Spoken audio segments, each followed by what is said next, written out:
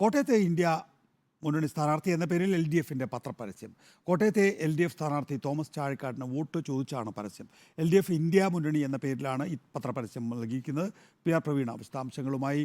PR Praveena, അതിനകത്ത് UDFിൻ്റെ പരാതി എന്താണ്? ഇന്ത്യ ബ്ലോക്കിൽ പെട്ടയാളാണ് KM മാണിയുടെ കേരള കോൺഗ്രസ് M എന്നായിരിക്കും അവരുടെ അവകാശവാദം.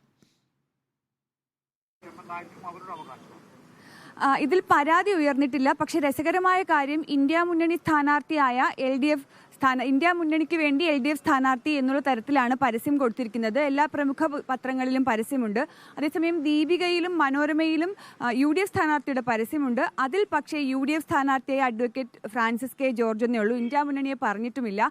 നേരത്തെ രാഹുൽ ഗാന്ധി കോട്ടയത്തെത്തി ഫ്രാൻസിസ് കെ ജോർജിന് വേണ്ടി പ്രചരണം നടത്തുമ്പോൾ വേദിയിൽ ഫ്രാൻസിസ് ജോർജിൻ്റെ പേര് പറയുകയോ ഫ്രാൻസിസ് ജോർജിൻ്റെ പേര് പറഞ്ഞ് വോട്ട് ചോദിക്കുകയോ ചെയ്തില്ല.